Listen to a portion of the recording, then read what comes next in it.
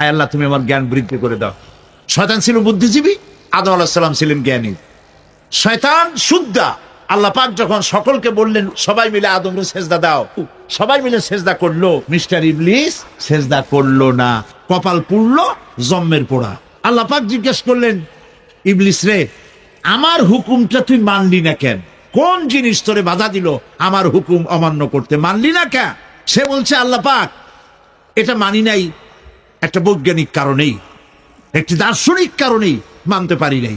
কারণ হচ্ছে, তারে বানাইছো মাটি দিয়া, আমারে বানাইছো আগুন দিয়া, আমি ওর থেকে অনেক ভালো। নাউযুবিল্লাহ। তো বড় কপাল পোড়া। আগুনের গতি হলো ঊর্ধ্বমুখী, মাটির গতি নিম্নমুখী। ঊর্ধ্বগতি সম্পন্ন একটা জিনিসকে নিম্নমুখী জিনিসের সামনে মাথা নত করতে বলা তোমার একটা অবৈজ্ঞানিক অদার্শনিক হুকুম হয়ে গেছে। নাউযুবিল্লাহ মিন যালিক। আল্লাহ পাক বললেন, মরদুদ, বিতাড়িত, সব আমল বরবাদ করে দিলাম। দেখেন, অপরাধ শয়তান করেছে, অপরাধ আদম আলাইহিস সালামও করেছে। একজন অপরাধ করে শয়তান হয়ে গেল, আর একজন অপরাধ করে আল্লাহর পয়গম্বর হয়ে গেল। কারণ হলো, শয়তান বুদ্ধিজীবী, বুদ্ধির আশ্রয় নিল। আদম আলাইহিস সালাম তিনি বুদ্ধির আশ্রয় নেন নাই, তিনি আকলের, তার জ্ঞানের কাছে তিনি আশ্রয় নিয়েছেন। অর্থাৎ তিনি চিন্তা করতেছিলেন যে আল্লাহ পাক আমাকে নিষেধ করলেন একটা গাছের কাছে যেতে, আমিও গেলাম, বউও গেল, যা নিষেধ করলেন সেটা করলাম। এখন যদি আল্লাহ আমারে প্রশ্ন করেন যে আমার হুকুম অমান্য করলা কেন, কি জবাব দেব? আদম আলাইহিস সালাম জবাব খুঁজে পাচ্ছিলেন না। হযরতে আদম আলাইহিস সালাম কোন আর্গুমেন্টের কাছে গেলেন না, কেঁদে কেঁদে অস্থির হয়ে যাচ্ছেন। আল্লাহ রাব্বুল আলামিন যখন প্রশ্ন করবেন, আদম রে, আমার হুকুম ভাঙলি কেন, অমান্য করলি কেন, কি জবাব দেব? আর ঠিক সেই মুহূর্তেই রব্বুল আলামিন প্রশ্ন করলেন, আদম রে, আমার হুকুম অমান্য করলে কেন? হযরতে আদম আলাইহিস সালাম কোন বুদ্ধির আশ্রয় না নিয়া তার জ্ঞান তাকে বলে দিল। আল্লাহ তাকে কালেমা শিখায় দিলেন। উদ্বুদ্ধ হয়ে তিনি আল্লাহ রাব্বুল আলামিনের সামনে মাথা নত করে দিয়ে বললেন, রব্বানা যালামনা, হে আল্লাহ, আমি আমার নফসের পরে, যালামনা আনফুসানা, আমি আমার নফসের পরে জুলম করেছি, অত্যাচার করেছি। ওয়া ইন লাম তাগফির লানা, তুমি যদি আমাকে ক্ষমা না করো। জ্ঞান কত দেখেন, শুধু ক্ষমা চান নাই, বলেছেন তুমি যদি আমাকে ক্ষমা না করো, ওয়া তারহামনা, আর যদি দয়া না করো, লানাকুনান্না মিনাল খাসিরিন, আমি ক্ষতিগ্রস্ত হয়ে যাব। রাজি হন নাই? আল্লাহ রাব্বুল আলামিন হযরত আদম আলাইহিস সালামকে শুধু ক্ষমা করলেন না, ক্ষমাও করলেন, আর নবীর মর্যাদা দিয়ে আল্লাহ রাব্বুল আলামিন দুনিয়া পাঠাইয়া দিলেন। বুদ্ধি দিয়ে কাফেররা বুদ্ধির আশ্রয় গ্রহণ করে সর্বনাশ করেছে, যে পরকাল হইতে পারে না, মরে যাব, আবার উঠবো, আবার এই শরীর কেমনে তৈরি হবে, এইটা তাদের বুদ্ধিতে কুলায় নাই। কিন্তু বুদ্ধি দিয়া চিন্তা করলে বোঝা যাইতো যে হ্যাঁ, পরকাল একটা হইতে পারে। আর একটা কথা বলি, সেটা হলো এই, বহুত মানুষ আছে পরকাল বিশ্বাস করে না। আছে না? এমন আছে। এখন আমরা বিশ্বাস করি পরকাল, আমরা কারা কারা বিশ্বাস করি? হাত উঁচু করে দেখান তো। আলহামদুলিল্লাহ বলি, বলেন আলহামদুলিল্লাহ। এখন যারা বিশ্বাস করে না তাদেরকে জানাতে চাই, আমরা যারা পরকালে বিশ্বাস করি, তাহলে পরকাল যদি না হয়, কিয়ামত যদি না হয়, বিচার আচার যদি কিছু না হয়, আমরাও বেঁচে গেলাম, আপনারাও বেঁচে গেল। কিন্তু সত্য সত্যই যদি পরকাল একটা হয়, বিচার যদি হয়, আমরা বেঁচে যাব, ফেসে যাবা তোমরা। প্রিয় ভাই সব, আল্লাহ রাব্বুল আলামিন সুন্দর করে বুঝাচ্ছেন। দেখো, এই যে সারা বছর এই যে ইটা কি বলে পরকাল কেন হবে, এটা বুদ্ধি দিয়ে চিন্তা করো, জ্ঞান দিয়ে চিন্তা করো। সারা বছর ব্যবসা করার পর হিসাব নিকাশের একটা দিন আসে, আসে না? বলেন আছে কিনা? হিসাব নিকাশের একটা দিন আসে সারা বছর ব্যবসা করার পর, সারা বছর লেখাপড়া করার পর, তারপরে কি বলে পরীক্ষা দেওয়ার একটা দিন আসে, আসে না? তো সারা জীবন আপনি এখানে কাজবাজ করবেন, এখানে আপনি ভালো করলেন মন্দ করলেন, এর কোনো জবাব হবে না, বিচার হবে না। এটা পাগলে চিন্তা করতে পারে, আর পাগলেরা চিন্তা করে বলেই তারা বলে পাগলেরই এটা কথা, মাটির পুতুল যেমনে নাচায় তেমনে নাচি, পুতুলের কি দোষ? মরিয়া দেখেন, এই গান যারা বিশ্বাস করে মরিয়া দেখেন অবস্থাটা কি হয়। ফেরেশতারা আসা ধোপায় যেমন কাপড় আশ্রায়, ওই রকম ঠ্যাং ধরিয়া কবরের মধ্যে আশ্রাবে আর বলবে যেমনে আশ্রায় তেমনে আশ্রাই, ফেরেশতার কি দোষ? কাজে এই পৃথিবী শেষ কথা নয়, মৃত্যু অবধারিত, মরা লাগবে না। এবার দেখেন আল্লাহ কি বলেন, আল্লাযী খালাকাল মাউতা ওয়াল হায়াতা লিয়াবলুয়াকুম আইয়ুকুম আহসানু আমালা। আল্লাহ পাক বলছেন আমি মৃত্যু আর জীবন সৃষ্টি করেছি। কেন করেছি লক্ষ্য করুন, লিয়াবলুয়াকুম, যাতে করে আমি তোমাদেরকে পরীক্ষা করে নিতে পারি। কি ব্যাপারে? আইয়ুকুম আহসানু আমালা, আমলের দিক থেকে, নেক কাজের মধ্য থেকে, ভালো কাজ এবং খারাপ কাজের মধ্য থেকে। আইয়ুকুম আহসানু আমালা, ভালো কাজের দিক থেকে তোমাদের মধ্যে কে উত্তম, কে ভালো মানুষ, এইটার পরীক্ষা নেওয়ার জন্য আমি মৃত্যু আর জন্মের সৃষ্টি করেছি। প্রিয় ভাই সব খুব লক্ষ্য করুন, জন্ম আর মৃত্যু, জন্ম হলে মৃত্যু হবেই, না হবে না? এই যে একটা ডিউরেশন, একটি সময়, এই সময়টা হলো পরীক্ষার সময়। আমরা যারা পড়াশোনা করেছি, আপনারা পড়াশোনা করেছেন নিশ্চয়ই, কলেজে অথবা হাই স্কুল অথবা মাদ্রাসায় প্রতি বছর একটা করে পরীক্ষা আসে না পরীক্ষা? এই পরীক্ষার ডিউরেশন কত সময়? 3 ঘন্টা। কয় ঘন্টা বলে? 3 ঘন্টা। এই 3 ঘন্টা পরীক্ষা দিতে গিয়ে আপনারা কি কোনো ছাত্রকে দেখেছেন যে প্রশ্নপত্র সামনে নিয়ে গল্প করতেছে, প্রশ্নপত্র সামনে নিয়ে তাস খেলে, জুয়া খেলে, আর একদিকে তাকায় থাকে? প্রতিটি মুহূর্ত সে কাজে লাগাচ্ছে, প্রতি মুহূর্ত কাজে লাগাচ্ছে। 3 ঘন্টা পুরা হওয়া, 2 ঘন্টার মধ্যে পরীক্ষা তার শেষ হয়ে গেছে, কিন্তু সে চলে যাচ্ছে না, বাকি আরো 1 ঘন্টা আধা ঘন্টা রিভাইজ করতেছে। সে যা যা পরীক্ষা দিয়েছিল প্রশ্ন অনুযায়ী জবাবগুলি ঠিক হয়েছে কিনা সে মিলাই দেখে। কারণ কি? কারণ হলো এই পরীক্ষা যদি ফেল করি, বাপ মায়ের কষ্ট করা পয়সাগুলি বিফলে চলে যাবে, আমি চাকরি পাবো না, আমার জীবনটা 1 বছরের জন্য নষ্ট হয়ে যাবে। এই জন্য সে এত খাটাখাটনি করে পরীক্ষায় ভালো ফল করার জন্য সে পরীক্ষা দেয়, এবং পরীক্ষার রেজাল্ট এই পৃথিবীতেই হয়। ঠিক কিনা বলে? খাতা দেখতে যতদিন লাগে তারপরে পরীক্ষা হয়। খুব লক্ষ্য করুন, আমাদেরও একটা পরীক্ষা চলতেছে এই পৃথিবীতে, সকলে। ওটা শিক্ষাঙ্গনের পরীক্ষা, এটা জীবনের পরীক্ষা। এই যে ওর পরীক্ষার ডিউরেশন, সময়কাল 3 ঘন্টা, আর আমাদের পরীক্ষার, সমস্ত মানুষের পরীক্ষার সময়কাল হলো জন্ম থেকে শুরু করে মৃত্যু পর্যন্ত। এর মধ্যে বালেগ হওয়া পর্যন্ত সময়টা কনসিডারেবল, ক্ষমার যোগ্য। 15 বছর 12 বছর বালেগ হইতে যে কয় বছর লাগছে, এইটা যা করছেন যা বলছেন সব মাপ। কিন্তু বালেগ হওয়ার পরের থেকে নিয়ে মৃত্যু পর্যন্ত যা যা করবেন সমস্ত কাজের হিসাব আল্লাহর কাছে দিতে হবে। একটা প্রশ্ন করি আপনাদের কাছে, রাগ করবেন না তো? বলবেন যে কথা বলতে তো আপনি আসছেন, আমাদের দিয়ে খাটান কেন? এরকম চিন্তা করবেন না তো? প্রশ্নটা হচ্ছে, বলেন তো দেখি, পৃথিবীর মধ্যে সব চাইতে মূল্যবান জিনিস, দামি জিনিস কোনটা? ইখতিলাফ হয়ে গিয়েছে, ইখতিলাফ হয়েছে। কেউ বলেছে যৌবন, কেউ বলেছে কোরআন, কেউ বলেছে ইসলাম। আর যারা বেশি বুদ্ধি রাখে তারা খামোশ, তারা কথা বলে নাই। কোনটা কইয়া কোন জ্বালা, চুপ করে থাকাই ভালো। সব থেকে মূল্যবান জিনিসের নাম সময়। সব থেকে মূল্যবান জিনিসের নাম কি? এবার বলেন, এই পৃথিবীর মানুষ সব থেকে অপচয় করে কোন জিনিসে? সময়। সময়ের অপচয় আমরা যা করি।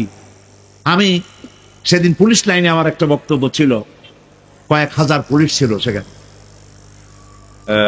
জুমার দিন। আমি বলছিলাম জুমার আগে তাদের সামনে, আজ আপনাদেরকে বলি, বাড়িতে আজকে রাত্রে ক্যালকুলেটর না থাকে, যদি কাগজ কলম হাতে নেন, জীবনের 15 বছর বাদ দেন, এখন আপনার বয়স এখন যা, এই বয়সে প্রতিদিন ওই যৌবন প্রাপ্তির পর থেকে নিয়ে এই পর্যন্ত প্রতিদিন টেলিভিশনের সামনে নাটক দেখার জন্য, সিনেমা দেখার জন্য, ন্যাশনাল জিওগ্রাফি দেখার জন্য, ডিসকভারি দেখার জন্য, স্পোর্টস দেখার জন্য প্রতিদিন কয়েক ঘন্টা টিভির সামনে আপনি বসেন। এরপরে আপনি এগুলিকে সপ্তাহে কয় ঘন্টা হয়, মাসে কয় ঘন্টা হয়, বছরে কয় ঘন্টা হয়, বয়স এখন আপনার 50 বছর। আল্লাহ পাক বলেন, লক্ষ্য করে দেখো, সমুদ্রের লবণাক্ত পানিগুলি বাষ্পীয় আকারে মেঘমালায় পরিণত করে দেই, আর বাতাসকে হুকুম করি মেঘটাকে টেনে নিয়ে যাও অমুক জায়গায়। আল্লাহ যেখানে বৃষ্টি দিতে চান, বাতাস মেঘকে ঠেলে নিয়ে সেখানে নিয়ে আসে, বৃষ্টির পানিগুলি পড়ল। আল্লাহ পাক বলেন, আকাশের সেই বৃষ্টির পানি দিয়া মরা জমিনকে আমি জিন্দা করে দিলাম। ফাআহিয়ানা বিহিল আরদা বাদা মাউতিহা, এই মৃত্যু জমিনকে আমি জিন্দা করলাম। সেখানে তুমি বীজ বপন করলে, সেই বীজগুলি, বীজের মাথা ফাটাইয়া চারাগুলি কে বাড়ি করে দিল? মাটির আস্তরণ, মাটির আস্তরণের মধ্যে কদুর বিচি, লাউর বিচি, আপনারা কদু কন না লাউ বলেন, যেটাই হোক বুঝলেই হইল, কদু অথবা লাউ একই কথা। অথবা যে কোনো শাক সবজি, উদ্ভিদ, এর চারা, এর বীজ মাটিতে দেওয়া হলো, মাটিটা ফেটে চারা যে পাতা দুটো বেরিয়ে আসলো, এই পাতা কি শক্ত না নরম? তাহলে মাটিটা ফাটাইয়া পাতা দুটো বাইর করে দিল কে? সুবহানাল্লাহ বলে। মরা জমিন থেকে, মরা জমিনে বৃষ্টির পানি দিয়ে জমিনটাকে জিন্দা করে তার ভিতর থেকে আমি এভাবে করে জিন্দা করি, উদ্ভিদগুলিকে জিন্দা করে দেই। ঠিক একইভাবে কাযালিকান নুশুর, এইভাবে করে কিয়ামতে তোমাদেরকে উঠানো হবে। সুবহানাল্লাহ। লাল শাক দেখছেন? লাল শাক খান না আপনারা? বিচিগুলো ছোট ছোট বিচিগুলি ছড়ায় দেন, দেখবেন কয়েকদিনের মধ্যে মাটির থেকে সব উদ্গত হয়ে যাবে। আল্লাহ পাক এই পৃথিবীতে আমাদের সৃষ্টি করেছিলেন, কবরের মধ্যে আমরা চলে যাব। সে কবর কি, হাসর কি ইত্যাদি বলবো ইনশাআল্লাহ ধীরে ধীরে। তো মাটির ভিতর থেকে এই গাছগুলি, চারাগুলি যেভাবে উদ্গত হয়, আল্লাহ পাক বলছেন এইভাবে করে আমি তোমাদেরকে জিন্দা করব, আবার উঠাবো, এতে কোনো সন্দেহ নাই। সুবহানাল্লাহ। রব্বুল আলামিন দৃষ্টান্ত দিয়ে বুঝাচ্ছেন, আলাম ইয়াকুন নুতফাতাম মিন মানিয়্যিন ইউমনা সুম্মা কানা আলাকাতান ফাখালাকা ফাসাওয়া ফাজআলা মিনহু যাওজাইনি যাকারা ওয়াল উনসা। আল্লাহ পাক বলেন, মানুষকে নিকৃষ্টতম মাতৃগর্ভে নিক্ষিপ্ত এক ফোঁটা পানি ছিল না, আমি তার থেকে আকার আকৃতি দিয়ে সুগঠিত করে মানুষের আকার দান করেছি, আর মায়ের পেটের ভিতরে আমি নারী আর পুরুষ বানাইছি, কন্যা সন্তান এবং পুত্র সন্তান বানাইছি। সুবহানাল্লাহ। এখন মানুষে কয় যে আমরাও পারি। এই যে ক্লোনিং সিস্টেম একটা শুরু হয়েছে, শুনছেন আপনারা? কথা না কইলে বুঝি কি? ক্লোনিং পদ্ধতি। এটি ক্লোনিং পদ্ধতি, বিজ্ঞানীরা যারাই কাজটা করতেছে, তারা বিশ্ব সভ্যতাকে বিনষ্ট করার একটি মারাত্মক কাজে তারা হাত দিয়েছে। ক্লোনিং পদ্ধতিতে যে যা কিছু তৈরি হয়, এর আগে ভেড়ার বাচ্চা হয়েছে, ছাগলের বাচ্চা বানাইছে, সেগুলি তার মায়ের মতোই হয়েছে অথবা পিতার মতো হয়েছে। পিতার ডিএনএ নিয়ে একটা পুরুষ জাতীয় জন্তুর ডিএনএ অথবা স্ত্রী জাতীয় একটি জন্তুর ডিএনএ নিয়ে তারপরে বিশেষ প্রক্রিয়ার মাধ্যমে সন্তান, এই বাচ্চা উৎপাদনের ব্যবস্থা তারা শুরু করেছে পশু দিয়ে। এরপরে মানুষ এভাবে করা যায় কিনা সেই চিন্তা তারা করেছে। ইতিমধ্যে নাকি দুটো বাচ্চা হয়েছে, এটা সত্য না মিথ্যা এখনো যাচাই করা যায় নাই। কিন্তু পশুর থেকে যেগুলো হয়েছে সবগুলি রোগ নিয়ে আসছে পৃথিবীতে, গেল 1 নম্বর কথা। 2 নম্বরে ডিএনএর মাধ্যমে যে মানব শিশু পয়দা হয়, তার সবগুলি তার মায়ের অনুকরণে হয়। একেবারে অবিকল মায়ের চেহারা নিয়ে আসতেছে, অবিকল পিতার চেহারা নিয়ে আসতেছে। চিন্তা করুন, এই মেয়ে যখন বয়স প্রাপ্ত হবে, তখন তার পিতা কি করে বুঝবে তার বউ কোনটা আর মেয়ে কোনটা? কথা শুনতেছেন?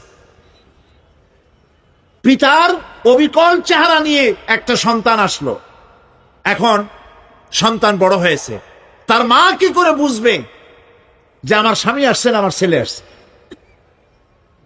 মানুষের এই হাজার হাজার crore crore million billion trillion মানুষ আল্লাহ পাক সৃষ্টি করেছেন এই পৃথিবীতে, একটা মানুষের চেহারার সাথে আর একটা মানুষের মিল না, গলার আওয়াজেরও মিল নাই। যতই নকল করার চেষ্টা করুক একজন আর একজনের, ধরা পড়েই, ঠিক কিনা কন? ধরা পড়বেই। গলার আওয়াজের যদি মিল থাকতো কি হইতো? এই যে মাহফিল আসছেন আপনার ওয়াজ শুনতে, বউ আছে বাড়ি, আপনার অবিকল আপনার আওয়াজের মতো একজন, গলার আওয়াজ ঠিক একই রকম, আপনার ঘরের দরজা কাছে যেয়ে বলতো, শুনছো আমি আসছি, দরজা খুলে দাও। তারপর দরজা খুললে কি হইতো চিন্তা করেন? সুবহানাল্লাহ বলবেন না? সুতরাং ক্লোনিং পদ্ধতিতে যারা মানুষ বানাবার চেষ্টা করছে, বিশ্ব সভ্যতাকে ধ্বংস করার জন্য, নৈতিকতার বাঁধকে ভেঙে দিয়ে পৃথিবীকে জেনা ব্যভিচারের একটি বিশাল একটি জাহান্নামে পরিণত করার জন্য তারা এই চেষ্টা চালাচ্ছে। উচিত হবে পৃথিবীর সমস্ত নেতৃবৃন্দ, বিশ্ব নেতৃবৃন্দের ঐক্যবদ্ধ হয়ে এই দুঃসাহসিক কাজকে বাধা দিয়ে বন্ধ করে দেওয়া উচিত। আল্লাহর সৃষ্টির সাথে পাল্লা দিতে গেলে ধ্বংস ছাড়া পথ থাকবে না। লক্ষ্য করেছেন? আপনি সাক্ষী দিলে আজ এক সাক্ষী দেবেন, কালকে বলবেন যে ওই সাক্ষী আমি দেইনি। আজকে সই করেছেন, কালকে বলবেন ওই সই আমি করি নাই। কিন্তু আল্লাহ রাব্বুল আলামিন আপনার ফিঙ্গারপ্রিন্ট, আপনার আঙ্গুলের ছাপ এমন করে দিয়েছেন, এই আঙ্গুল দিয়ে যদি কাগজের উপর একটা টিপ মারেন, টিপ সই করেন, আপনার বাবা কবর থেকে উঠে এসেও বলতে পারবে না যেটা আপনার না। আদম আলাইহিস সালাম থেকে নিয়ে আজ পর্যন্ত, আজ থেকে নিয়ে কিয়ামত পর্যন্ত যত মানুষ পৃথিবীতে এসেছে আর আসবে, কোন মানুষের আঙ্গুলের রেখার সঙ্গে আর একজন আঙ্গুলের রেখার মিল হবে না। এ হচ্ছে আমার আল্লাহর সৃষ্টি, সুবহানাল্লাহ। সুতরাং তিনি বলছেন, আমি মাতৃগর্ভের ভিতরে সন্তান তৈরি করি, সেই সন্তানকে কোনটা কন্যা সন্তান, কোনটা পুত্র সন্তান আমি বানাই।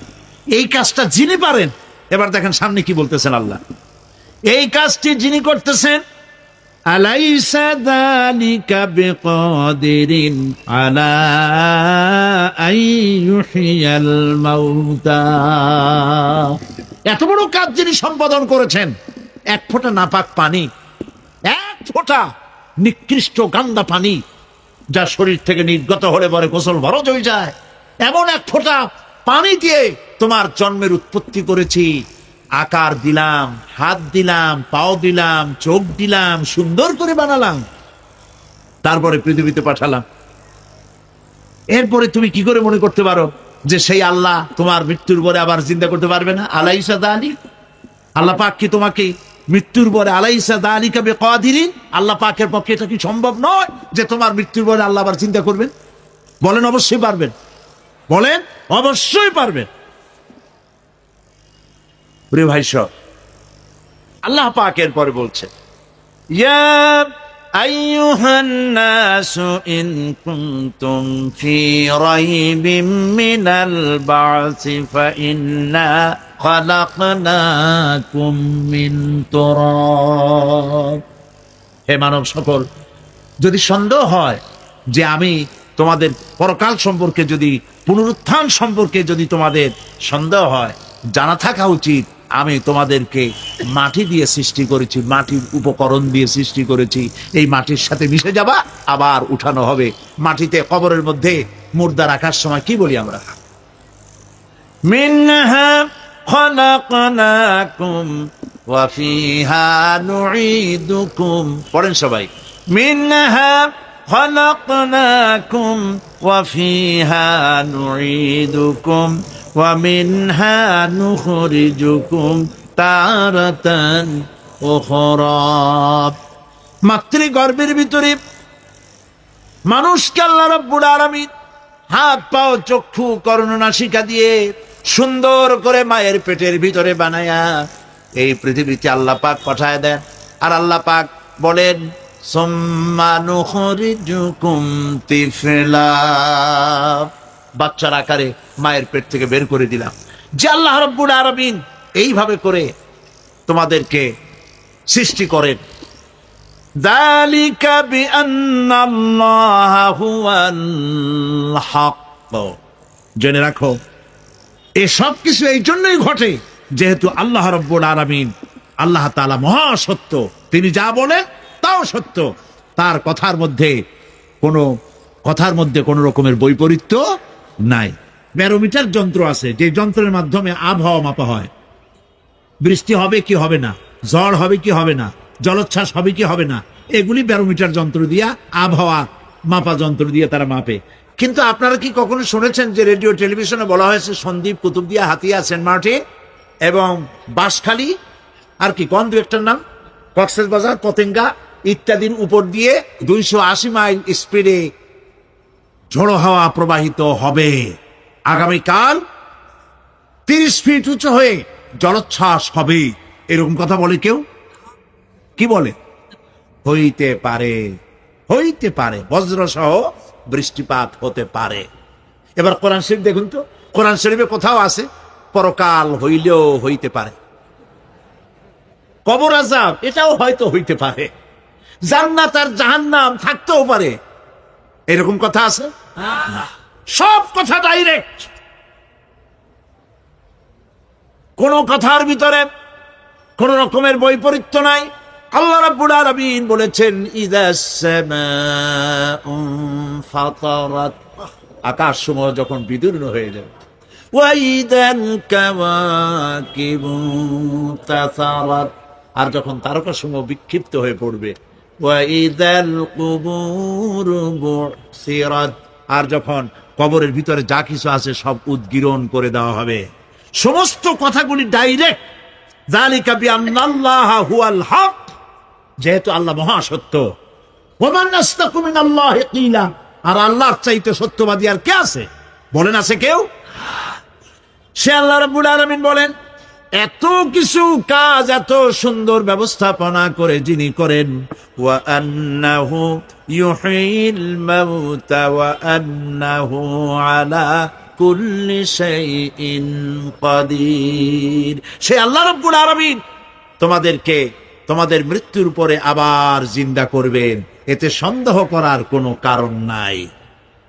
وَأَنَّ السَّاعَةَ آتِيَةٌ لَا رَيْبَ فِيهَا وَأَنَّ اللَّهَ يُبْعَثُ مَنْ فِي الْقُبُورِ, আল্লাহ পাক বলছেন অবশ্যই কিয়ামত আসবে, তাকে কেউ বিন্দুমাত্র এতে কোনো সন্দেহ নাই।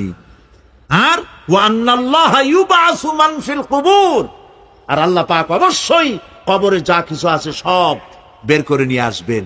কান্নাহুম জারাদুম মুনতাশির, যেমন আপনারা দেখছেন কিনা এই যে যখন বন্যা বলে, পানি টানি যখন ওঠে, বন্যা না কি বলে, তুফান, বন্যা ইত্যাদি যখন হওয়ার সম্ভাবনা হয়, তখন মাটি থেকে, গ্রাম্য পরিবেশে দেখা যায় মাটি থেকে পোকামাকড় গুলি এভাবে উঠতে থাকে। দেখছেন না? আপনারা দেখছেন কিনা?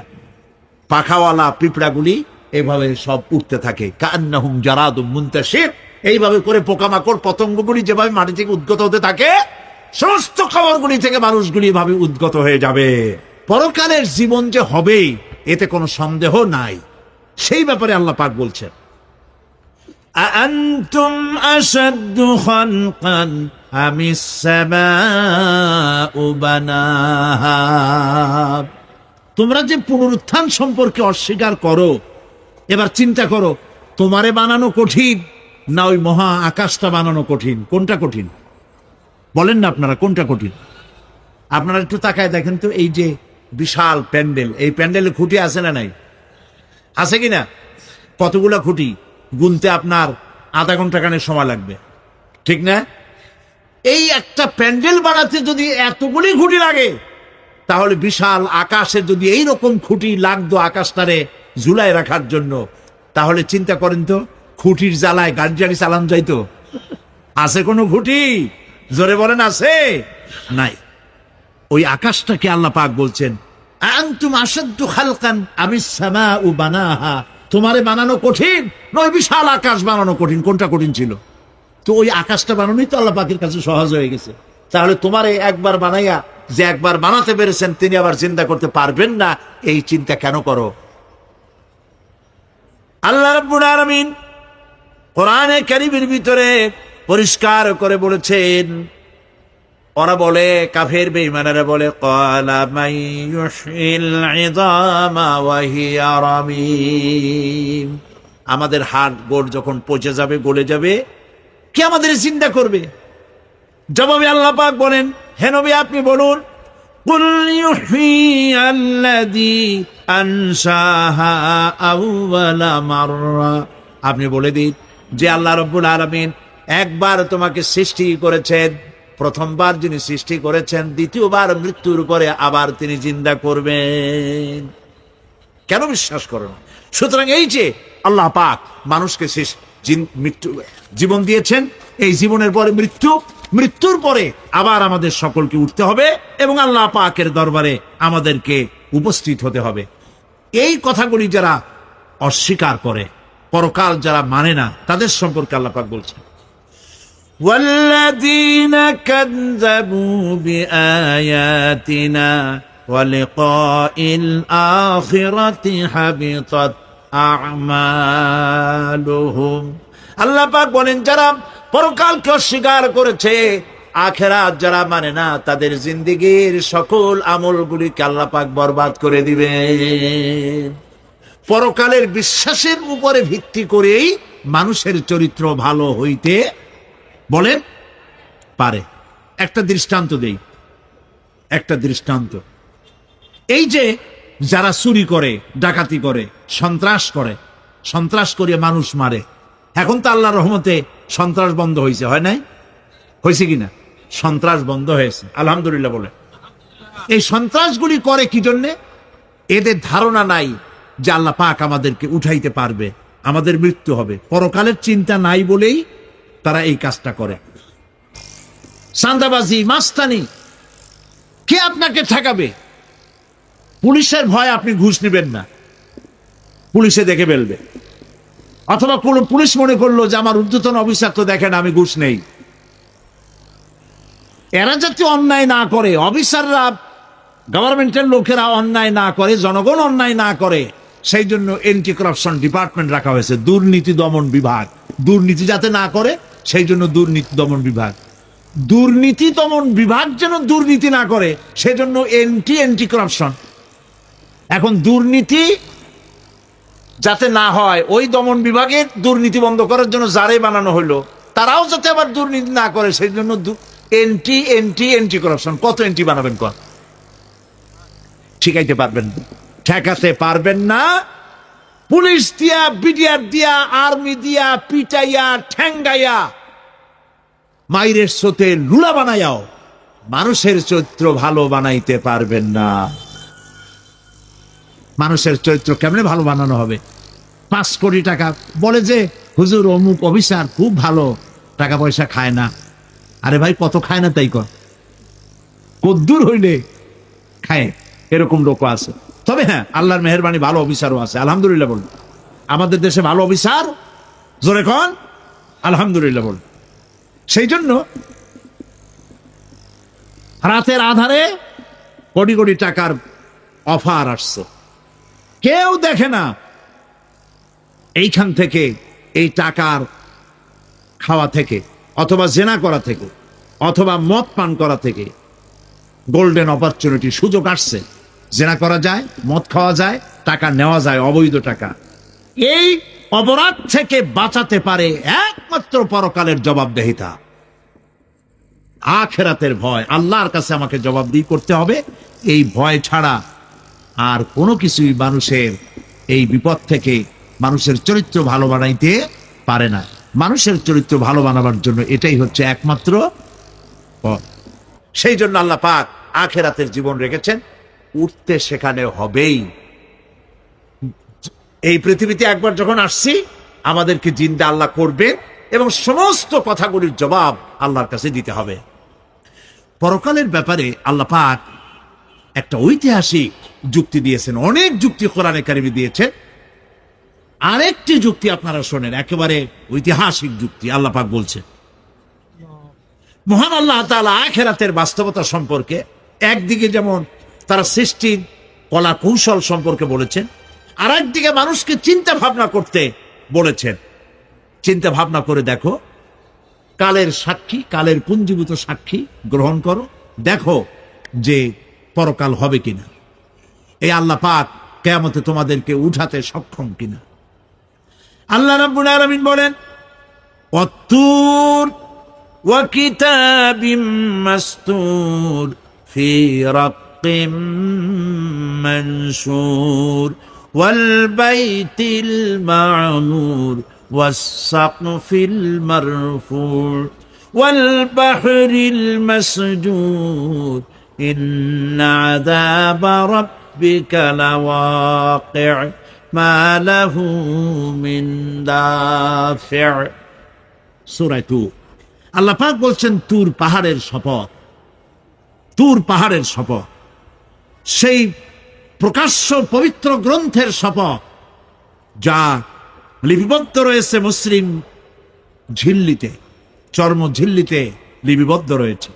আরো শপথ বাইতুল মামুরের, আরো শপথ সুউচ্চ আকাশে, আরো শপথ উচ্ছ্বাসিত তরঙ্গায়িত সমুদ্রে। নিশ্চয়ই সেই আযাব আসবে, আযাব মানে কিয়ামত, সেই পরকাল অবশ্যই আসবে। মা লাহু মিন দাফি', এই শাস্তি থেকে, এই কিয়ামত আসা থেকে, এই কিয়ামত সংগঠিত হওয়া থেকে রোধ করার মতো ক্ষমতা কারো নাই। সুবহানাল্লাহ। এখন আল্লাহ পাক তুর পাহাড়ের কসম করছেন। তুর পর্বত হচ্ছে সেই পর্বতের কথাই ধরা যাক, যেখানে একটি ঐতিহাসিক পর্বত, হযরতে মূসা আলাইহিস সালামকে আল্লাহ রাব্বুল আলামিন যেখানে নবুয়তের শিরস্থান পড়িয়ে দিয়েছিলেন, তুর পাহাড়ের ভিতরে। অতুর সিনিন, তুর পাহাড়ের কসম আল্লাহ পাক বলছেন। এবং খোদায়ের আল্লাহ রাব্বুল আলামিনের সঙ্গে বিরোধিতা করার কারণে ফেরাউনকে এই তুর পাহাড়ের কাছে লোহিত সাগরের মধ্যে, দরিয়ায় নীলের মধ্যে আল্লাহ পাক ডুবিয়ে মেরেছিলেন। এবং নির্যাতিত বনী ইসরাইলকে শাস্তি দেওয়ার চূড়ান্ত সিদ্ধান্ত এই তুর পাহাড়েই আল্লাহ পাক দিয়েছিলেন। আল্লাহ বলছেন, আমি সেই তুর পাহাড়ের কসম করি। ওয়া কিতাবিম মাসতুর, এবং পবিত্র গ্রন্থের শপথ, যেই গ্রন্থগুলি নাজিল হয়েছে নবীদের উপরে, ইনজিল, তাওরাত, জাবুর, কোরআন, এই কিতাবগুলির কসম করি। সুবহানাল্লাহ। কোরআনের কসম করি, আল্লাহ পাক বলছেন, এই কিতাবগুলির কসম করছি। তুর পাহাড়ের কসম করছি, কিতাবগুলির কসম করছি। ওয়াল বাইতুল মামুর, আর বাইতুল মামুরের কসম করছি। সেটা কি? আকাশের প্রত্যেকটি আকাশে একটি করে বাইতুল মামুর আছে। ওই আকাশের ফেরেশতারা এই বাইতুল মামুরকে কেন্দ্র করে আল্লাহ রাব্বুল আলামিনকে সিজদা দেয়। আল্লাহ পাক হযরত আদম আলাইহিস সালামকে বলেছিলেন, একটি ঘর বানাও, বাইতুল মামুরের নিচে বানাও। তিনি বললেন, আমি তো জানি না বাইতুল মামুর কোথায়। হযরতে জিবরাইলকে পাঠানো হলো। বাইতুল মামুর আকাশের যেখানে আছে, ঠিক সেই সোজা বর্তমানে মক্কা শরীফে যে কাবা শরীফ যা আছে, অবিকল আল্লাহ পাকের আকাশে বাইতুল মামুর যেখানে, তার সরাসরি নিচেই কাবা শরীফ স্থাপিত হয়েছে। আল্লাহ রাব্বুল আলামিন বলছেন, আমি এই বাইতুল মামুরের কসম করছি। এরপরে আল্লাহ পাক বলছেন যে ফেরেশতারা যে বাইতুল মামুরকে তাওয়াফ করে এবং আল্লাহ পাকের ইবাদত করে, সেই বাইতুল মামুরের কসম। ওয়াস সাকফিল মারফু, সুউচ্চ আকাশের কসম। এই আকাশ আল্লাহ পাক সৃষ্টি করেছেন বিগাইরে আমাদিন, কোন রকমের কোন খুঁটি ছাড়াই। সুবহানাল্লাহ বলি আমরা। এই বিশাল আকাশ সম্পর্কে ওই যে বুদ্ধিজীবী যারা, কোরআনের জ্ঞান যাদের কাছে নাই, তারা বলে যে আকাশ বলতে কিছু নাই, ওইটা একটা নীলা নীলা, বহুত দূর, সেই জন্য নীলা নীলা দেখা যায়। এই পৃথিবী সম্পর্কেও তাদের ধারণা, এই পৃথিবীও কিছু না, এটা হলো ওই যে কি বলে, সূর্যের কাছের থেকে একটা উজ্জ্বল জ্যোতিষ্ক খুব ফোর্সে যাচ্ছিল, এই ফোর্স সহ্য করতে না পেরে সূর্যের একটি অংশ মহাশূন্যের উপরে ছিটকে পড়ল, ঘুরতে ঘুরতে পৃথিবীর আকার ধারণ করেছে। এই হলো ওদের ধারণা, অ্যাক্সিডেন্টের মাধ্যমে নাকি এই পৃথিবী হয়েছে। মূল কথা হলো এইভাবে করে যদি কোনো একটা গ্রহ উজ্জ্বল জ্যোতিষ্ক যাওয়ার কারণে পৃথিবী হয়ে থাকে, তাহলে এখন তো পৃথিবীতে মানুষ ধরতেছে না, মানুষ তো অনেক বেশি বেড়ে গেছে। তাহলে আর একটা জ্যোতিষ্ক দয়া করে সূর্যের পাশ দিয়া যাইয়া আর একটা খণ্ড হালাই দিয়া আর একটা পৃথিবী বানায় না কেন? প্রিয় ভাই সব, আল্লাহ পাক বলছেন ওয়াসাকফিল মারফু, আমি এই বিশাল আকাশের কসম করি। সুবহানাল্লাহ। এরপরে ওয়াল বাহরিল মাসজুর, পৃথিবীতে প্রবাহিত উচ্ছ্বসিত তরঙ্গায়িত সমুদ্র রাজির কসম করি। সুবহানাল্লাহ। আচ্ছা বলেন তো, এই পৃথিবী এর নিচে কি? এই পৃথিবীর নিচে কি? এই পৃথিবী মহাশূন্যের উপরে ঘুরছে। লক্ষ্য করেন আল্লাহর কত বড় শক্তি। আটলান্টিক মহাসাগর কোথায় বলতে পারবেন না? এই পৃথিবীতে। আটলান্টিক মহাসাগর কোথায়? এই পৃথিবীতে। আটলান্টিক মহাসাগর, প্রশান্ত মহাসাগর, ভূমধ্য সাগর, যত সাগর আর মহাসাগর সব এই পৃথিবীতে। এই পৃথিবী অসংখ্য পাহাড়, অসংখ্য সমুদ্র আর অসংখ্য মানবরাজি নিয়ে লাটিমের মতো ঘুরতেছে। সুবহানাল্লাহ। মহাশূন্যের উপর, মহাশূন্যের উপরে লাটিম যেমন ঘোরে, পৃথিবী তেমন ঘোরে, অথচ মানুষগুলো ছিটকে পড়ে যায় না, পানিগুলি উড়ে কোথাও পড়ে যায় না। সুবহানাল্লাহ বলতে ইচ্ছে করে না। আল্লাহ রাব্বুল আলামিন সূরা ইয়াসিনের মধ্যে বলেছেন লাশ-শামসু ইয়ানবাগি লাহা আন তুদরিকাল কমারা ওয়ালাল লাইলু সাবিকুন নাহার ওয়া কুল্লুন ফি ফালাকিন ইয়াসবাহুন।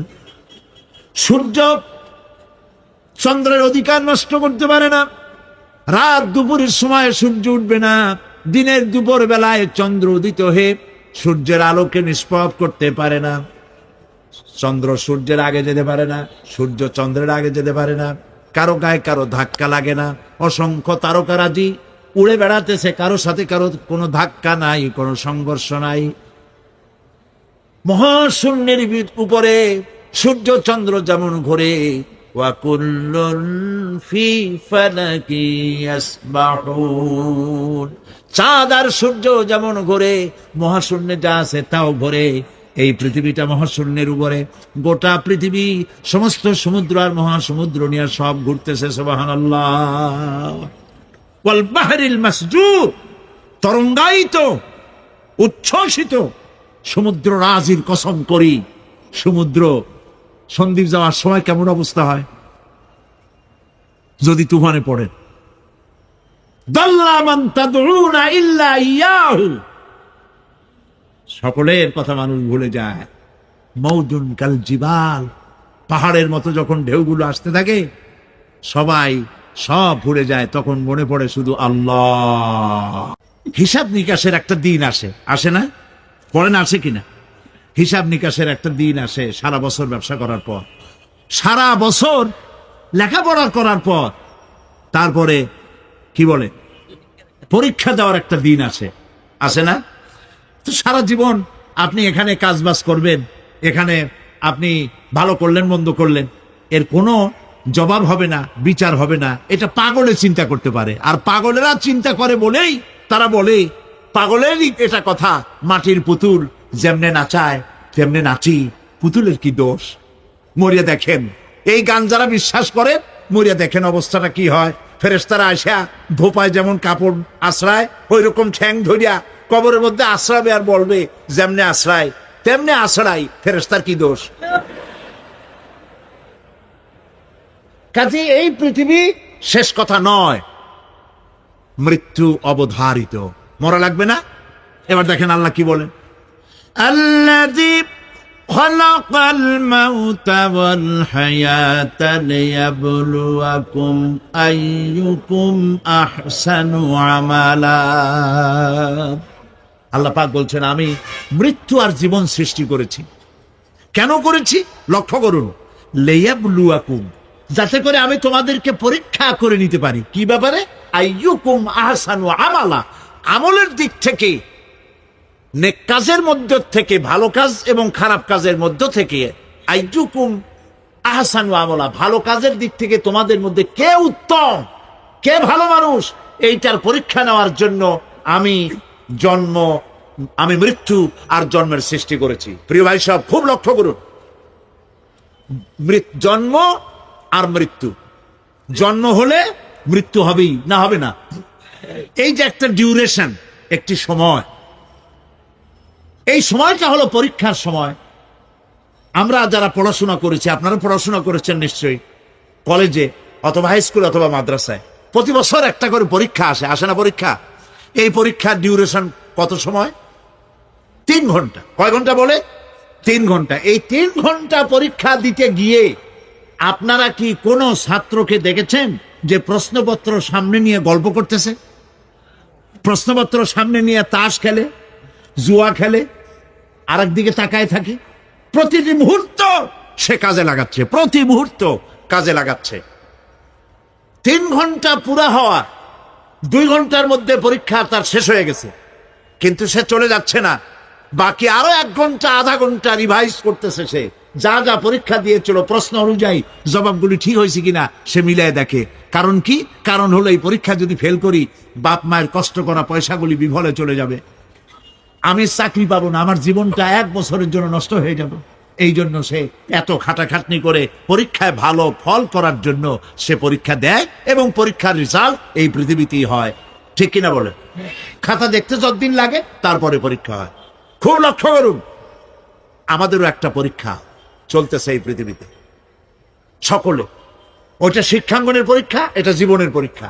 এই যে ওর পরীক্ষার ডিউরেশন, সময়কাল 3 ঘন্টা, আর আমাদের পরীক্ষার, সমস্ত মানুষের পরীক্ষার সময়কাল হলো জন্ম থেকে শুরু করে মৃত্যু পর্যন্ত।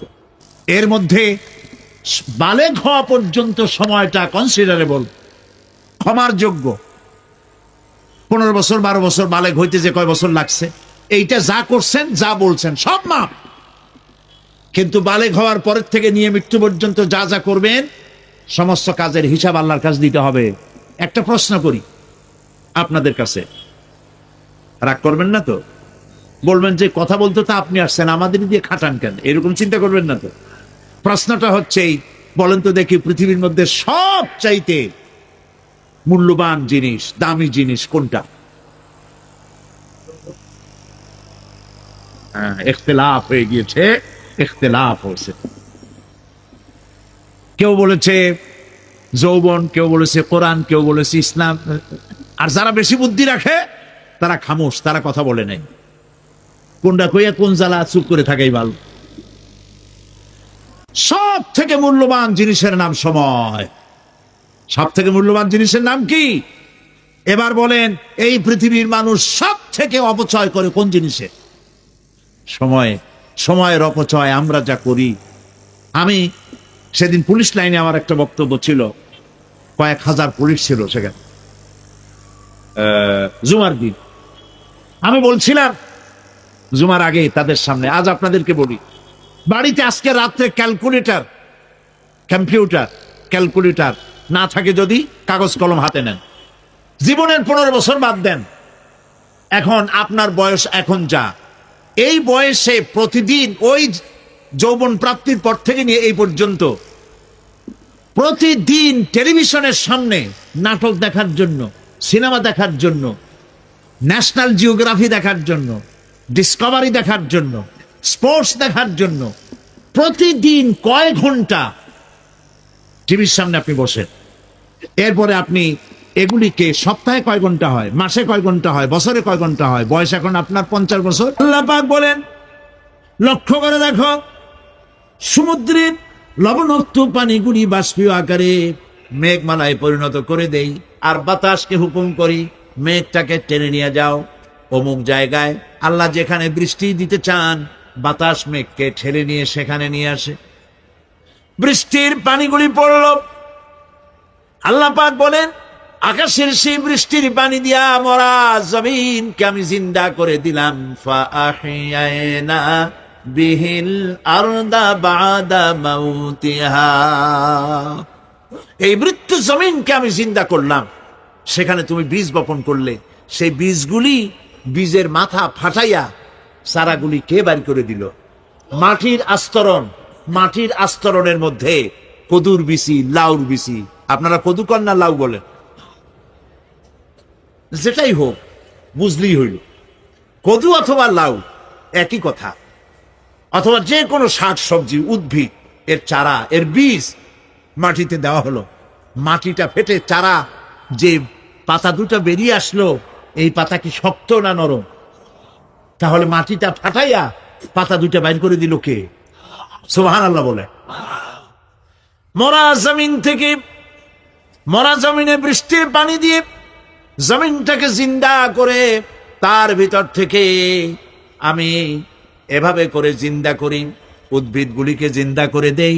ঠিক একইভাবে কাযালিকান নুশুর, এইভাবে করে কিয়ামতে তোমাদেরকে উঠানো হবে। সুবহানাল্লাহ। লাল শাক দেখছেন? লাল শাক খান না আপনারা? বিচিগুলো ছোট ছোট, বিচিগুলি ছড়ায় দেন, দেখবেন কয়েকদিনের মধ্যে মাটির থেকে সব উদ্গত হয়ে যাবে। আল্লাহ পাক এই পৃথিবীতে আমাদের সৃষ্টি করেছিলেন, কবরের মধ্যে আমরা চলে যাব। সে কবর কি, হাসর কি, ইত্যাদি বলবো ইনশাআল্লাহ ধীরে ধীরে। তো মাটির ভিতর থেকে এই গাছগুলি, চারাগুলি যেভাবে উদ্গত হয়, আল্লাহ পাক বলছেন এইভাবে করে আমি তোমাদেরকে জিন্দা করব, আবার উঠাবো, এতে কোনো সন্দেহ নাই। সুবহানাল্লাহ। রব্বুল আলামিন দৃষ্টান্ত দিয়ে বুঝাচ্ছেন, আলাম ইয়াকুন নুতফাতাম মিন মানিয়্যিন ইউমনা সুম্মা কানা আলাকাতান ফাখালাকা ফাসাওয়া ফাজআলা মিনহু যাওজাইনি যাকারা ওয়াল উনসা। আল্লাহ পাক বলেন,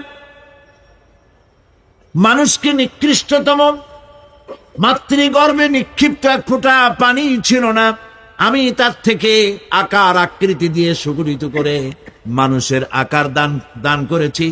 আর মায়ের পেটের ভিতরে আমি নারী আর পুরুষ বানাইছি, কন্যা সন্তান এবং পুত্র সন্তান বানাইছি। সুবহানাল্লাহ। এখন মানুষে কয় যে আমরাও পারি। এই যে ক্লোনিং সিস্টেম একটা শুরু হয়েছে, শুনছেন আপনারা? কথা না কইলে বুঝি কি? ক্লোনিং পদ্ধতি। এটি ক্লোনিং পদ্ধতি, বিজ্ঞানীরা যারাই কাজটা করতেছে, তারা বিশ্ব সভ্যতাকে বিনষ্ট করার একটি মারাত্মক কাজে তারা হাত দিয়েছে। ক্লোনিং পদ্ধতিতে যে যা কিছু তৈরি হয়, এর আগে ভেড়ার বাচ্চা হয়েছে, ছাগলের বাচ্চা বানাইছে, সেগুলি তার মায়ের মতোই হয়েছে অথবা পিতার মতো হয়েছে। পিতার ডিএনএ নিয়ে একটা পুরুষ জাতীয় জন্তুর ডিএনএ অথবা স্ত্রী জাতীয় একটি জন্তুর ডিএনএ নিয়ে তারপরে বিশেষ প্রক্রিয়ার মাধ্যমে সন্তান, এই বাচ্চা উৎপাদনের ব্যবস্থা তারা শুরু করেছে পশু দিয়ে। এরপরে মানুষ এভাবে করা যায় কিনা সেই চিন্তা তারা করেছে। ইতিমধ্যে নাকি দুটো বাচ্চা হয়েছে, এটা সত্য না মিথ্যা এখনো যাচাই করা যায় নাই। কিন্তু পশুর থেকে যেগুলো হয়েছে সবগুলি রোগ নিয়ে আসছে পৃথিবীতে, গেল এক নম্বর কথা। দুই নম্বরে ডিএনএর মাধ্যমে যে মানব শিশু পয়দা হয়, তার সবগুলি তার মায়ের অনুকরণে হয়। একেবারে অবিকল মায়ের চেহারা নিয়ে আসতেছে, অবিকল পিতার চেহারা নিয়ে আসতেছে। চিন্তা করুন, এই মেয়ে যখন বয়স প্রাপ্ত হবে, তখন তার পিতা কি করে বুঝবে তার বউ কোনটা আর মেয়ে কোনটা? কথা শুনতেছেন? পিতার অবিকল চেহারা নিয়ে একটা সন্তান আসলো, এখন সন্তান বড় হয়েছে, তার মা কি করে বুঝবে যে আমার স্বামী আসছেন, আমার ছেলে আসছে? মানুষের এই হাজার হাজার crore crore million billion trillion মানুষ আল্লাহ পাক সৃষ্টি করেছেন এই পৃথিবীতে, একটা মানুষের চেহারার সাথে আর একটা মানুষের মিল না, গলার আওয়াজেরও মিল নাই। যতই নকল করার চেষ্টা করুক একজন আর একজনের, ধরা পড়েই। ঠিক কিনা কন? ধরা পড়বেই। গলার আওয়াজের যদি মিল থাকতো কি হইতো? এই যে মাহফিল আসছেন আপনার ওয়াজ শুনতে, বউ আছে বাড়ি, আপনার অবিকল আপনার আওয়াজের মতো একজন, গলার আওয়াজ ঠিক একই রকম, আপনার ঘরের দরজা কাছে যেয়ে বলতো, শুনছো আমি আসছি, দরজা খুলে দাও। তারপর দরজা খুললে কি হইতো চিন্তা করেন। সুবহানাল্লাহ বলবেন না? সুতরাং ক্লোনিং পদ্ধতিতে যারা মানুষ বানাবার চেষ্টা করছে, বিশ্ব সভ্যতাকে ধ্বংস করার জন্য, নৈতিকতার বাঁধকে ভেঙে দিয়ে পৃথিবীকে জেনা ব্যভিচারের একটি বিশাল একটি জাহান্নামে পরিণত করার জন্য তারা এই চেষ্টা চালাচ্ছে।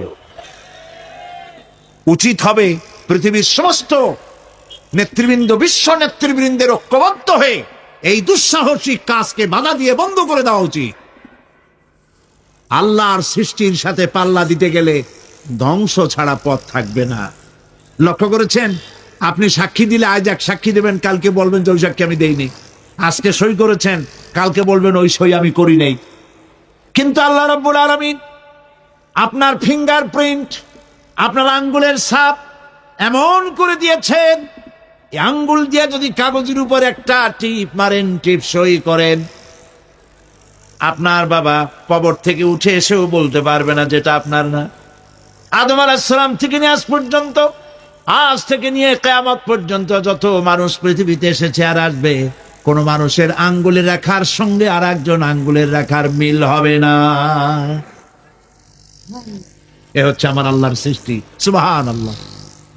সুতরাং তিনি বলছেন, আমি মাতৃগর্ভের ভিতরে সন্তান তৈরি করি, সেই সন্তানকে কোনটা কন্যা সন্তান, কোনটা পুত্র সন্তান আমি বানাই। এই কাজটা যিনি পারেন, এবার দেখেন সামনে কি বলতেছেন আল্লাহ।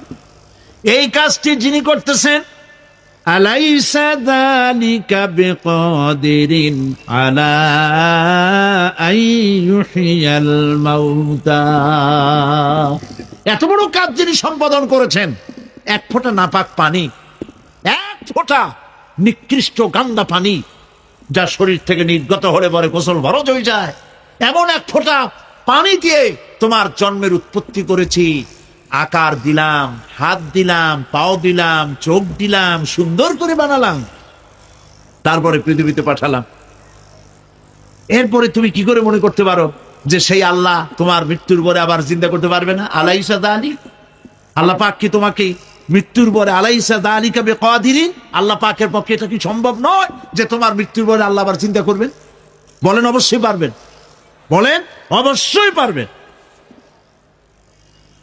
প্রিয় ভাই সব, আল্লাহ পাক এর পরে বলছে, ইয়া আইয়ুহান নাসু ইন কুনতুম ফি রাইবিম মিনাল বা'সি ফাইন্না খালাকনাকুম মিন তুরাব।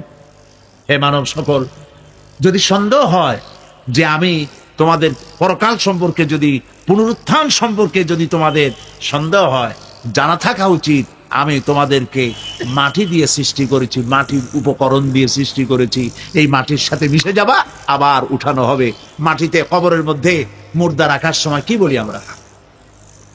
মিনহা খালাকনাকুম ওয়া ফিহা নুঈদুকুম। পড়েন সবাই, মিনহা খালাকনাকুম ওয়া ফিহা নুঈদুকুম ওয়া মিনহা নুখরিজুকুম তারাতান উখরা।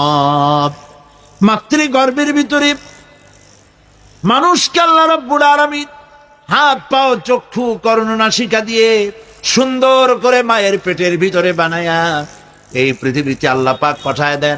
আর আল্লাহ পাক বলেন, সুম্মা নুখরিজুকুম তিফলা, বাচ্চার আকারে মায়ের পেট থেকে বের করে দিলাম। যে আল্লাহ রাব্বুল আলামিন এইভাবে করে তোমাদেরকে সৃষ্টি করেন। যালিকা বিআন্নাল্লাহা হুয়াল হক, জেনে রাখো এসব কিছু এই জন্যই ঘটে যেহেতু আল্লাহ রাব্বুল আলামিন, আল্লাহ তাআলা মহা সত্য, তিনি যা বলেন তাও সত্য, তার কথার মধ্যে কোনো রকমের বৈপরীত্য নাই। ব্যারোমিটার যন্ত্র আছে, যে যন্ত্রের মাধ্যমে আবহাওয়া মাপা হয়, বৃষ্টি হবে কি হবে না, ঝড় হবে কি হবে না, জলোচ্ছ্বাস হবে কি হবে না, এগুলি ব্যারোমিটার যন্ত্র দিয়া, আবহাওয়া মাপা যন্ত্র দিয়ে তারা মাপে। কিন্তু আপনারা কি কখনো শুনেছেন যে রেডিও টেলিভিশনে বলা হয়েছে সন্দ্বীপ, কুতুবদিয়া, হাতিয়া, সেন্ট মার্টিন এবং বাঁশখালী, আর কি কোন দু একটার নাম, কক্সবাজার, পতেঙ্গা ইত্যাদির উপর দিয়ে 280 মাইল স্পিডে ঝোড়ো হাওয়া প্রবাহিত হবে। আগামীকাল 30 ফিট উঁচু হয়ে জলোচ্ছ্বাস হবে, এরকম কথা বলে কেউ? কি বলে? হইতে পারে, হইতে পারে, বজ্র সহ বৃষ্টিপাত হতে পারে। এবার কোরআন শরীফ দেখুন তো, কোরআন শরীফে কোথাও আছে পরকাল হইলেও হইতে পারে, কবর আযাব এটাও হয়তো হইতে পারে, জান্নাত আর জাহান্নাম থাকতেও পারে, এরকম কথা আছে? না, সব কথা ডাইরেক্ট, কোন কথার ভিতরে কোন রকমের বৈপরীত্য নাই। আল্লাহ রাব্বুল আলামিন বলেছেন ইযাস সামাউ ফাতারাত, আকাশ সমূহ যখন বিদীর্ণ হয়ে যাবে, ওয়া ইযাল কাওয়াকিবু তাসারাত, আর যখন তারকা সমূহ বিক্ষিপ্ত হয়ে পড়বে, ওয়া ইযাল কুবুরু বুসিরাত, আর যখন কবরের ভিতরে যা কিছু আছে সব উদ্গীরণ করে দেওয়া হবে। সমস্ত কথাগুলি ডাইরেক্ট। যালিকা বিআন্নাল্লাহা হুয়াল হক, যেহেতু আল্লাহ মহাসত্য। ওয়ামান আসতাকু মিনাল্লাহি কিলা, আর আল্লাহর চাইতে সত্যবাদী আর কে আছে? বলেন আছে কেউ? সে আল্লাহ রাব্বুল আলামিন বলেন, এত কিছু কাজ এত সুন্দর ব্যবস্থাপনা করে যিনি করেন, ওয়া আন্নাহু ইউহিল মাউতা ওয়া আন্নাহু আলা কুল্লি শাইইন কাদির, সে আল্লাহ রাব্বুল আলামিন তোমাদেরকে তোমাদের মৃত্যুর পরে আবার জিন্দা করবেন, এতে সন্দেহ করার কোনো কারণ নাই। وَأَنَّ السَّاعَةَ آتِيَةٌ لَا رَيْبَ فِيهَا وَأَنَّ اللَّهَ يُبْعَثُ مَن فِي الْقُبُورِ, আল্লাহ পাক বলছেন অবশ্যই কিয়ামত আসবে, তাকে কেউ বিন্দুমাত্র এতে কোনো সন্দেহ নাই। আর وَأَنَّ اللَّهَ يُبْعَثُ مَن فِي الْقُبُورِ, আর আল্লাহ পাক অবশ্যই কবরে যা কিছু আছে সব বের করে নিয়ে আসবেন। কান্নাহুম জারাদুম মুনতাশির, যেমন আপনারা দেখছেন কিনা এই যে যখন বন্যা বলে, পানি টানি যখন ওঠে, বন্যা না কি বলে, তুফান, বন্যা ইত্যাদি যখন হওয়ার সম্ভাবনা হয়, তখন মাটি থেকে, গ্রাম্য পরিবেশে দেখা যায় মাটি থেকে পোকামাকড়গুলি এভাবে উঠতে থাকে। দেখছেন না? আপনারা দেখছেন কিনা? পাখাওয়ালা পিঁপড়াগুলি এভাবে সব উঠতে থাকে। কান্নাহুম জারাদুম মুনতাশির, এইভাবে করে পোকামাকড় পতঙ্গগুলি যেভাবে মাটি থেকে উদ্গত হতে থাকে, সমস্ত খবরগুলি থেকে মানুষগুলি এভাবে উদ্গত হয়ে যাবে। পরকালের জীবন যে হবে এতে কোনো সন্দেহ নাই, সেই ব্যাপারে আল্লাহ পাক বলছেন, আআনতুম আশাদ্দু খালকান আমিস সামাউ বানাহা, তোমরা যে পুনরুত্থান সম্পর্কে অস্বীকার করো, এবার চিন্তা করো, তোমারে বানানো কঠিন না ওই মহা আকাশটা বানানো কঠিন? কোনটা কঠিন বলেন না আপনারা, কোনটা কঠিন? আপনারা একটু তাকায় দেখেন তো, এই যে বিশাল প্যান্ডেল, এই প্যান্ডেলে খুঁটি আছে না নাই? আছে কিনা? কতগুলা খুঁটি গুনতে আপনার আধা ঘন্টা খানেক সময় লাগবে, ঠিক না? এই একটা প্যান্ডেল বানাতে যদি এতগুলি খুঁটি লাগে, তাহলে বিশাল আকাশে যদি এইরকম খুঁটি লাগতো আকাশটারে ঝুলায় রাখার জন্য, তাহলে চিন্তা করেন তো, খুঁটির জ্বালায় গাড়ি চালানো যাইতো? আছে কোনো খুঁটি? জোরে বলেন, আছে? নাই। ওই আকাশটাকে আল্লাহ পাক বলছেন আনতুম আশাদ্দু খালকান আমিস সামাউ বানাহা, তোমারে বানানো কঠিন নয় বিশাল আকাশ বানানো কঠিন? কোনটা কঠিন ছিল? তো ওই আকাশটা বানানোই তো আল্লাহ পাকের কাছে সহজ হয়ে গেছে।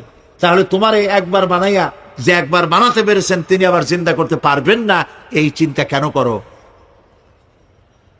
আল্লাহ রাব্বুল আলামিন কোরআনে কারীমের ভিতরে পরিষ্কার করে বলেছেন, ওরা বলে, কাফের বেঈমানেরা বলে, ক্বালা মান ইউহয়িল ইযামা ওয়া হিয়া রামীম, আমাদের হাড় গোড় যখন পচে যাবে, গলে যাবে, কে আমাদের জিন্দা করবে?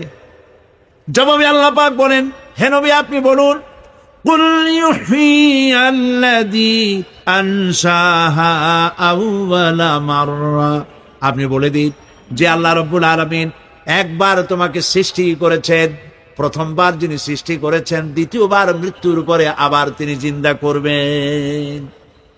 কেন বিশ্বাস করো না? সুতরাং এই যে আল্লাহ পাক মানুষকে জীবন দিয়েছেন, এই জীবনের পরে মৃত্যু, মৃত্যুর পরে আবার আমাদের সকলকে উঠতে হবে এবং আল্লাহ পাকের দরবারে আমাদেরকে উপস্থিত হতে হবে। এই কথাগুলি যারা অস্বীকার করে, পরকাল যারা মানে না, তাদের সম্পর্কে আল্লাহ পাক বলছেন, ওয়াল্লাযীনা কাযযাবু বিআয়াতিনা ওয়া লিকাইল আখিরাতি হাবিতাত আমালুহুম। আল্লাহ পাক বলেন, যারা পরকালকে অস্বীকার করেছে, আখিরাত যারা মানে না, তাদের জিন্দেগীর সকল আমলগুলিকে আল্লাহ পাক বরবাদ করে দিবেন। পরকালের বিশ্বাসের উপরে ভিত্তি করেই মানুষের চরিত্র ভালো হইতে বলেন পারে। একটা দৃষ্টান্ত দেই, একটা দৃষ্টান্ত। এই যে যারা চুরি করে, ডাকাতি করে, সন্ত্রাস করে মানুষ মারে, এখন তো আল্লাহর রহমতে সন্ত্রাস বন্ধ হয়েছে, হয় নাই? হয়েছে কিনা? সন্ত্রাস বন্ধ হয়েছে, আলহামদুলিল্লাহ বলে। এই সন্ত্রাসগুলি করে কি জন্যে? এদের ধারণা নাই যে আল্লাহ পাক আমাদেরকে উঠাইতে পারবে, আমাদের মৃত্যু হবে। পরকালের চিন্তা নাই বলেই তারা এই কাজটা করে। চাঁদাবাজি, মাস্তানি, কে আপনাকে ঠেকাবে? পুলিশের ভয় আপনি ঘুষ নেবেন না, পুলিশে দেখে ফেলবে। অথবা কোন পুলিশ মনে করলো যে আমার ঊর্ধ্বতন অফিসার তো দেখেন আমি ঘুষ নেই। এরা যাতে অন্যায় না করে, অফিসাররা, গভর্নমেন্টের লোকেরা অন্যায় না করে, জনগণ অন্যায় না করে, সেই জন্য এন্টি করাপশন ডিপার্টমেন্ট রাখা হয়েছে, দুর্নীতি দমন বিভাগ। দুর্নীতি যাতে না করে সেই জন্য দুর্নীতি দমন বিভাগ। দুর্নীতি দমন বিভাগ যেন দুর্নীতি না করে সেই জন্য এন্টি করাপশন। এখন দুর্নীতি যাতে না হয়, ওই দমন বিভাগের দুর্নীতি বন্ধ করার জন্য যারাই বানানো হলো, তারাও যাতে আবার দুর্নীতি না করে সেই জন্য এন্টি করাপশন। কত এন্টি বানাবেন? কর ঠিকাইতে পারবেন না, ঠেকাতে পারবেন না। পুলিশ দিয়া, বিডিআর দিয়া, আর্মি দিয়া পিটাইয়া, ঠ্যাঙ্গাইয়া, মাইরের স্রোতে লুলা বানাইয়াও মানুষের চরিত্র ভালো বানাইতে পারবেন না। মানুষের চরিত্র কেমনে ভালো বানানো হবে? 5 কোটি টাকা বলে যে হুজুর অমুক অফিসার খুব ভালো, টাকা পয়সা খায় না। আরে ভাই, কত খায় না তাই কর, কদ্দুর হইলে খায়, এরকম লোক আছে। তবে হ্যাঁ, আল্লাহর মেহেরবানি, ভালো অফিসারও আছে, আলহামদুলিল্লাহ বলুন। আমাদের দেশে ভালো অফিসার, জোরে কন আলহামদুলিল্লাহ বলুন। সেই জন্য রাতের আধারে কোটি কোটি টাকার অফার আসছে, কেউ দেখে না। এইখান থেকে, এই টাকার খাওয়া থেকে, অথবা জেনা করা থেকে, অথবা মদ পান করা থেকে গোল্ডেন অপরচুনিটি, সুযোগ আসছে। জেনা করা যায়, মদ খাওয়া যায়, টাকা নেওয়া যায়, অবৈধ টাকা। এই অপরাধ থেকে বাঁচাতে পারে একমাত্র পরকালের জবাবদেহিতা, আখিরাতের ভয়। আল্লাহর কাছে আমাকে জবাবদিহি করতে হবে, এই ভয় ছাড়া আর কোনো কিছুই মানুষের এই বিপদ থেকে মানুষের চরিত্র ভালো বানাইতে পারে না। মানুষের চরিত্র ভালো বানাবার জন্য এটাই হচ্ছে একমাত্র পথ। সেই জন্য আল্লাহ পাক আখিরাতের জীবন রেখেছেন, উঠতে সেখানে হবেই। এই পৃথিবীতে একবার যখন আসছি, আমাদেরকে জিন্দা আল্লাহ করবে এবং সমস্ত কথাগুলির জবাব আল্লাহর কাছে দিতে হবে।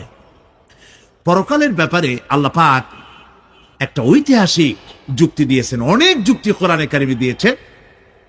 আরেকটি যুক্তি আপনারা শোনেন, একেবারে ঐতিহাসিক যুক্তি। আল্লাহ পাক বলছেন, মহান আল্লাহ তাআলা আখিরাতের বাস্তবতা সম্পর্কে একদিকে যেমন তারা সৃষ্টির কলা কৌশল সম্পর্কে বলেছেন, আর একদিকে মানুষকে চিন্তা ভাবনা করতে বলেছেন। চিন্তা ভাবনা করে দেখো, কালের সাক্ষী, কালের পুঞ্জীভূত সাক্ষী গ্রহণ করো, দেখো যে পরকাল হবে কিনা, এই আল্লাহ পাক কিয়ামতে তোমাদেরকে উঠাতে সক্ষম কিনা। আল্লাহ রাব্বুল আলামিন বলেন, ওয়াত্তুর ওয়া কিতাবিম মাসতুর ফি রাক্কিম মানশুর ওয়াল বাইতিল মা'মুর ওয়াস-সাকফিল মারফুর। খোদায়ের আল্লাহ রাব্বুল আলামিনের সঙ্গে বিরোধিতা করার কারণে ফেরাউনকে এই তুর পাহাড়ের কাছে লোহিত সাগরের মধ্যে, দরিয়ায় নীলের মধ্যে আল্লাহ পাক ডুবিয়ে মেরেছিলেন এবং নির্যাতিত বনী ইসরাইলকে শাস্তি দেওয়ার চূড়ান্ত সিদ্ধান্ত এই তুর পাহাড়েই আল্লাহ পাক দিয়েছিলেন। আল্লাহ বলছেন, আমি সেই তুর পাহাড়ের কসম করি, ওয়া কিতাবিম মাসতুর, এবং পবিত্র গ্রন্থের শপথ, যেই গ্রন্থগুলি নাজিল হয়েছে নবীদের উপরে, ইনজিল, তাওরাত, জাবুর, কোরআন, এই কিতাবগুলির কসম করি। সুবহানাল্লাহ। কোরআনের কসম করি, আল্লাহ পাক বলছেন এই কিতাবগুলির কসম করছি, তুর পাহাড়ের কসম করছি, কিতাবগুলির কসম করছি। ওয়াল বাইতুল মামুর, আর বাইতুল মামুরের কসম করছি। সেটা কি? আকাশের প্রত্যেকটি আকাশে একটি করে বাইতুল মামুর আছে। ওই আকাশের ফেরেশতারা এই বাইতুল মামুরকে কেন্দ্র করে আল্লাহ রাব্বুল আলামিনকে সেজদা দেয়। আল্লাহ পাক হযরত আদম আলাইহিস সালামকে বলেছিলেন, একটি ঘর বানাও, বাইতুল মামুরের নিচে বানাও। তিনি বললেন, আমি তো জানি না বাইতুল মামুর কোথায়। হযরত জিবরাইলকে পাঠানো হলো, বাইতুল মামুর আকাশের যেখানে আছে ঠিক সেই সোজা বর্তমানে মক্কা শরীফে যে কাবা শরীফ যা আছে, অবিকল আল্লাহ পাকের আকাশে বাইতুল মামুর যেখানে, তার সরাসরি নিচেই কাবা শরীফ স্থাপিত হয়েছে। আল্লাহ রাব্বুল আলামিন বলছেন, আমি এই বাইতুল মামুরের কসম করছি। এরপরে আল্লাহ পাক বলছেন যে ফেরেশতারা যে বাইতুল মামুরকে তাওয়াফ করে এবং আল্লাহ পাকের ইবাদত করে, সেই বাইতুল মামুরের কসম। ওয়াস-সাকফিল মারফু, সুউচ্চ আকাশের কসম। এই আকাশ আল্লাহ পাক সৃষ্টি করেছেন বিগাইরে আমাদিন, কোন রকমের কোন খুঁটি ছাড়াই। সুবহানাল্লাহ বলি আমরা। এই বিশাল আকাশ সম্পর্কে ওই যে বুদ্ধিজীবী যারা, কোরআনের জ্ঞান যাদের কাছে নাই, তারা বলে যে আকাশ বলতে কিছু নাই, ওইটা একটা নীলা নীলা, বহুত দূর, সেই জন্য নীলা নীলা দেখা যায়। এই পৃথিবী সম্পর্কেও তাদের ধারণা এই পৃথিবীও কিছু না, এটা হলো ওই যে কি বলে, সূর্যের কাছের থেকে একটা উজ্জ্বল জ্যোতিষ্ক খুব ফোর্সে যাচ্ছিল, এই ফোর্স সহ্য করতে না পেরে সূর্যের একটি অংশ মহাশূন্যের উপরে ছিটকে পড়ল, ঘুরতে ঘুরতে পৃথিবীর আকার ধারণ করেছে। এই হলো ওদের ধারণা। অ্যাক্সিডেন্টের মাধ্যমে নাকি এই পৃথিবী হয়েছে। মূল কথা হলো, এইভাবে করে যদি কোনো একটা গ্রহ উজ্জ্বল জ্যোতিষ্ক যাওয়ার কারণে পৃথিবী হয়ে থাকে, তাহলে এখন তো পৃথিবীতে মানুষ ধরতেছে না, মানুষ তো অনেক বেশি বেড়ে গেছে, তাহলে আর একটা জ্যোতিষ্ক দয়া করে সূর্যের পাশ দিয়ে যাইয়া আর একটা খণ্ড হালাই দিয়া আর একটা পৃথিবী বানায় না কেন? প্রিয় ভাই সব, আল্লাহ পাক বলছেন, ওয়াস-সাকফিল মারফু, আমি এই বিশাল আকাশের কসম করি। সুবহানাল্লাহ। এরপরে ওয়াল বাহরিল মাসজুর, পৃথিবীতে প্রবাহিত উচ্ছ্বসিত তরঙ্গায়িত সমুদ্র রাজির কসম করি। সুবহানাল্লাহ। আচ্ছা বলেন তো, এই পৃথিবী এর নিচে কি? এই পৃথিবীর নিচে কি? এই পৃথিবী মহাশূন্যের উপরে ঘুরছে। লক্ষ্য করেন আল্লাহর কত বড় শক্তি। আটলান্টিক মহাসাগর কোথায় বলতে পারবেন না? এই পৃথিবীতে। আটলান্টিক মহাসাগর কোথায়? এই পৃথিবীতে। আটলান্টিক মহাসাগর, প্রশান্ত মহাসাগর, ভূমধ্য সাগর, যত সাগর আর মহাসাগর সব এই পৃথিবীতে। এই পৃথিবী অসংখ্য পাহাড়, অসংখ্য সমুদ্র আর অসংখ্য মানবরাজি নিয়ে লাটিমের মতো ঘুরতেছে। সুবহানাল্লাহ। মহাশূন্যের উপর, মহাশূন্যের উপরে লাটিম যেমন ঘোরে, পৃথিবী তেমন ঘোরে, অথচ মানুষগুলো ছিটকে পড়ে যায় না, পানিগুলি উড়ে কোথাও পড়ে যায় না। সুবহানাল্লাহ বলতে ইচ্ছে করে না। আল্লাহ রাব্বুল আলামিন